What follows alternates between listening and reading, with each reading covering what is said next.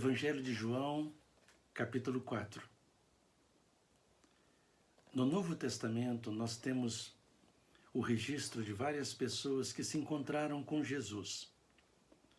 Temos Zaqueu, temos Pedro, temos Saulo, temos Nicodemos, temos a mulher samaritana.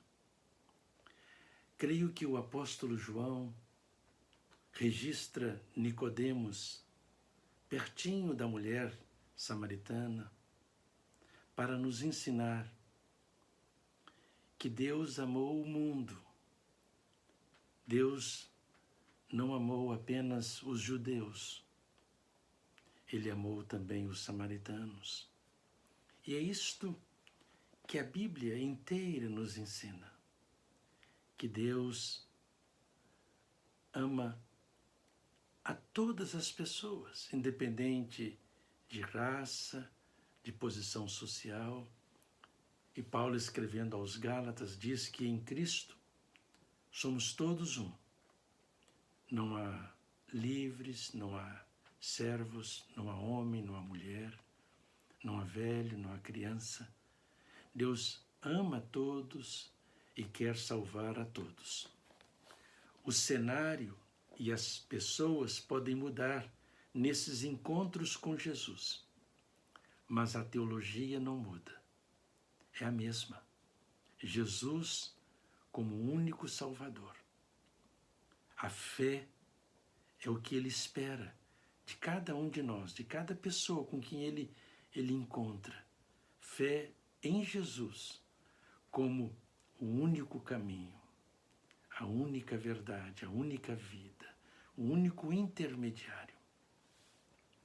Neste capítulo 4, do versículo 1 ao versículo 4, nós encontramos o apóstolo João tentando explicar-nos, nós, os seus leitores, por que Jesus está em Samaria.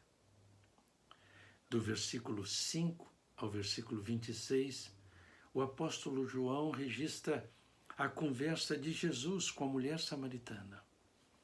Do versículo 27 ao versículo 38, o apóstolo João nos brinda com a conversa de Jesus com a sua igreja, com seus discípulos, com seus apóstolos. E do versículo 39 ao versículo 42, o apóstolo João fala do impacto de Jesus na vida dos samaritanos, da importância do testemunho da mulher samaritana na vida dos samaritanos. Sobre o batismo que nós encontramos logo no início desse capítulo 4, é muito importante sublinhar o seguinte: o Novo Testamento ensina que o mais importante no batismo é a fé da pessoa que é batizada. O valor do batismo não se encontra na pessoa que realiza o batismo, mas se encontra na fé da pessoa que é batizada. O apóstolo João explica que, na verdade, Jesus não batizava. Quem batizava era o apóstolo de Jesus. Os discípulos batizavam, os apóstolos de Jesus batizavam. Ele mesmo não. Que aquela discussão entre quem batizava mais, se era João Batista ou Jesus, não tinha cabimento, não procedia.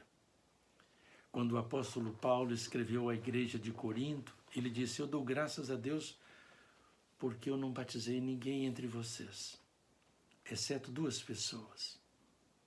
Quando Filipe está evangelizando o eunuco, em Atos capítulo 8, o eunuco pergunta para Filipe: o que impede que eu seja batizado? E Filipe explica para o eunuco: você pode ser batizado, é lícito, se você crê em Jesus. Meu amigo, o que conta no batismo não é o celebrante. O que conta, na verdade, é a fé daquele que é batizado. Se o celebrante algum dia abandonar a fé, o batismo permanece válido. Mas se quem for batizado abandonar a fé em Cristo Jesus como único Salvador, na verdade, nunca houve batismo, apenas um banho mal tomado. Mas, voltando para o texto bíblico, para a conversa de Jesus com a mulher samaritana, nós encontramos Jesus vencendo os obstáculos. A mulher samaritana tem dificuldades para conversar com Jesus e usa de sarcasmo, de ironia, quando diz para Jesus: como é que você, que é judeu, vem a mim e me pede água para beber? Porque os judeus não conversavam com os samaritanos. Na verdade, os judeus discriminavam os samaritanos. Havia um ódio entre eles, na verdade. Mas Jesus ama todos. Ama judeus e ama também os samaritanos. Ama Nicodemos, que é um homem que pensa que por causa da sua religiosidade, da sua autojustiça, ele não precisa nascer de novo, ele não consegue entender este assunto, porque são coisas espirituais. Mas Jesus o ama. E Jesus espera que ele dê uma resposta de fé e que ele experimente, que ele conheça o nascer de novo. A mesma coisa com esta mulher. Quando o escritor bíblico diz que era necessário Jesus passar por Samaria, eu creio que era necessário não apenas geograficamente, porque Jesus estava saindo da Judéia, do sul, estava indo para o norte, para a Galileia, e no meio do caminho havia Samaria. Geograficamente era isto, era necessário.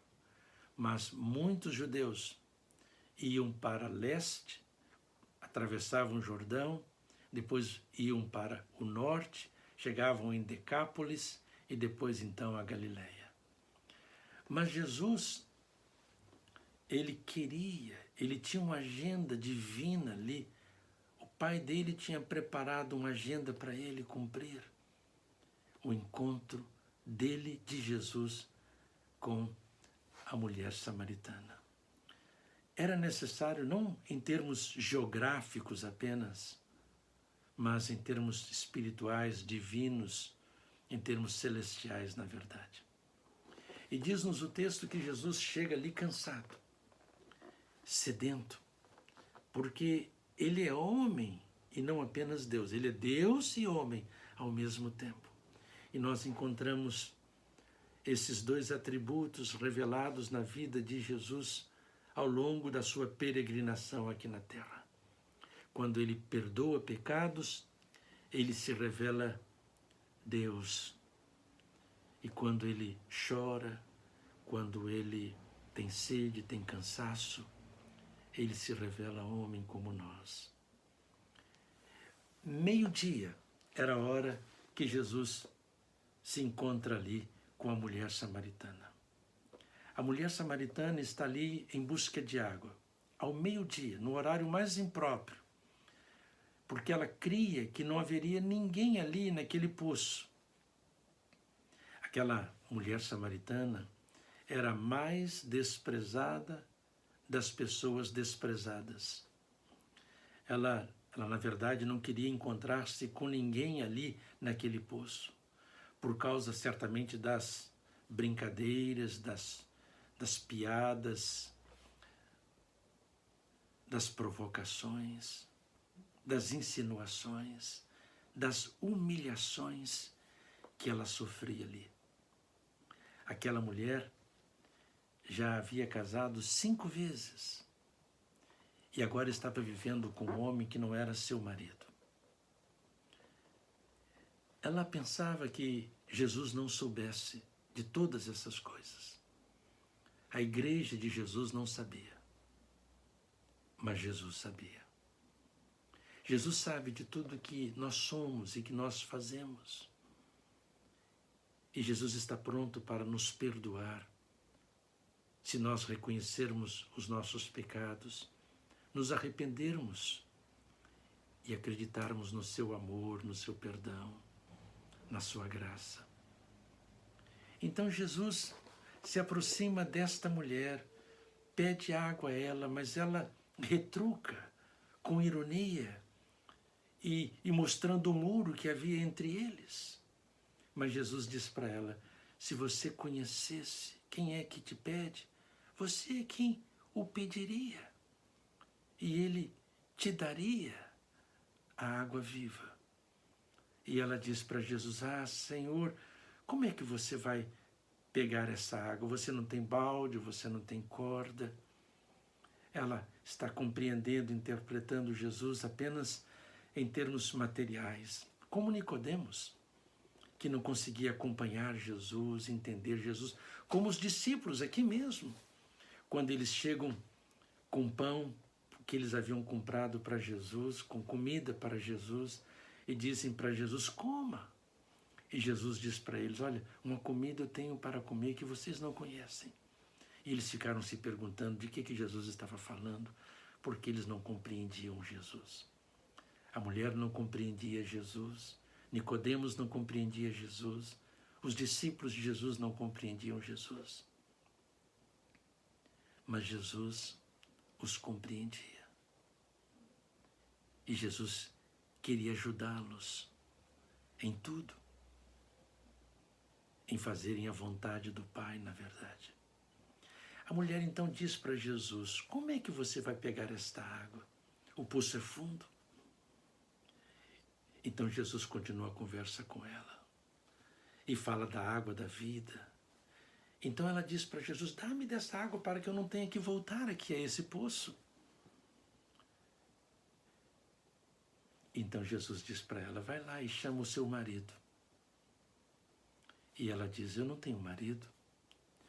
E Jesus diz: é verdade. Você não tem marido porque já teve 5. E o que agora você tem não é seu marido. A mulher tomou um susto e disse para Jesus: eu vejo que você é um profeta. É muito interessante nós observarmos o progresso do conhecimento de Jesus que essa mulher revela. Primeiro, ela chama Jesus de judeu. Como sendo tu judeu, me pede de beber que sou mulher samaritana? Depois, quando Jesus diz para ela que se ela conhecesse quem é que estava pedindo a ela é quem pediria a ele, e ele a daria a água da vida, ela diz: Senhor, como é que você vai fazer isto? Então ela agora não chama mais Jesus de judeu, mas chama de Senhor. E agora, um pouco mais à frente nessa conversa, essa mulher chama Jesus de profeta. Vejo que és profeta, tu sabes da minha vida, dos meus fracassos, das minhas perdas, das minhas feridas, das minhas tentativas frustradas para construir um lar, para ser feliz. Jesus sabe. E Jesus então diz para esta mulher: chama o teu marido. Ela diz: eu não tenho marido. Jesus disse: é verdade, você não tem marido. Porque o que você tem agora não é seu marido. Você já teve 5. Jesus investe em pessoas que você e eu talvez não investíssemos. Jesus acredita na restauração, na transformação, no potencial das pessoas que você e eu desprezamos, que as igrejas muitas vezes desprezam, ignoram. Aquela pessoa não tem mais jeito. Ah, ali não tem mais remédio. Mas Jesus vai ali e conversa com aquela mulher e estende a sua mão.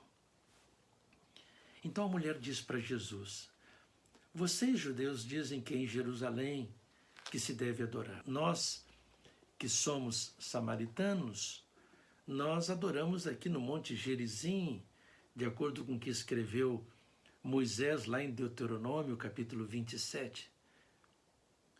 Jesus diz para esta mulher: minha filha, mulher, a hora vem, já chegou, em que o que vai importar mesmo não é nem o Monte Gerizim, nem Jerusalém.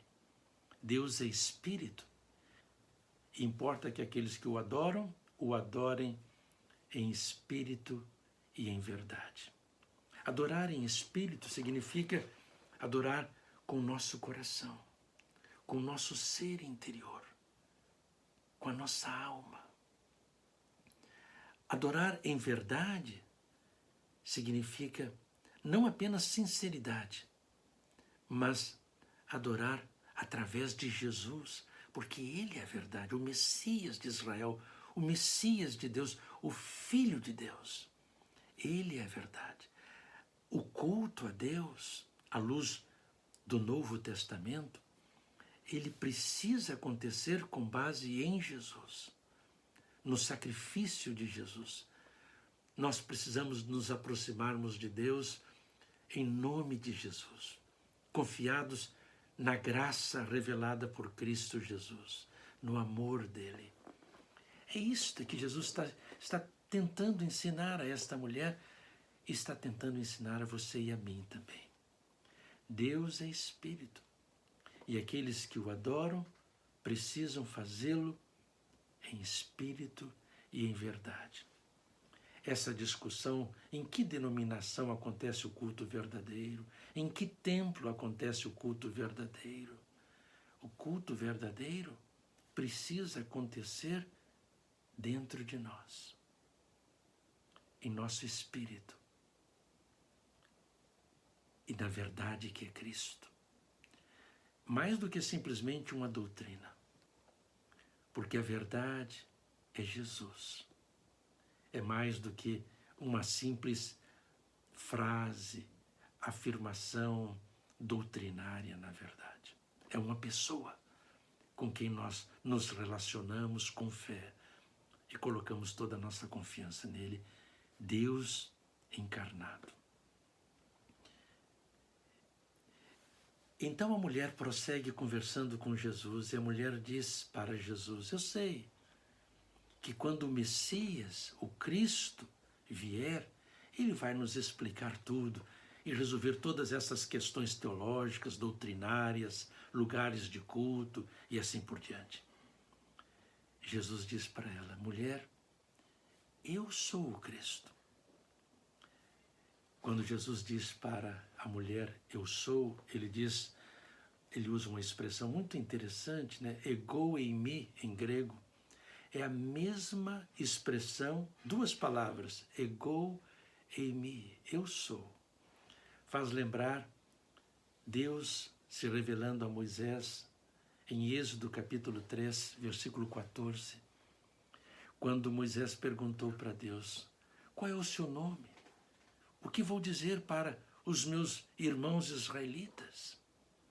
E Deus disse para Moisés: você vai dizer que eu sou te enviou. No texto da Septuaginta, a expressão usada por Deus é a mesma expressão no Novo Testamento grego. Ego eimi, eu sou. Ah, meu querido amigo, se há uma coisa muito clara que o apóstolo João, este apóstolo que amava Jesus e que era amado por Jesus, este grande amigo de Jesus, se há uma coisa que ele quer mostrar, é que o seu mestre, o seu Salvador, é Deus.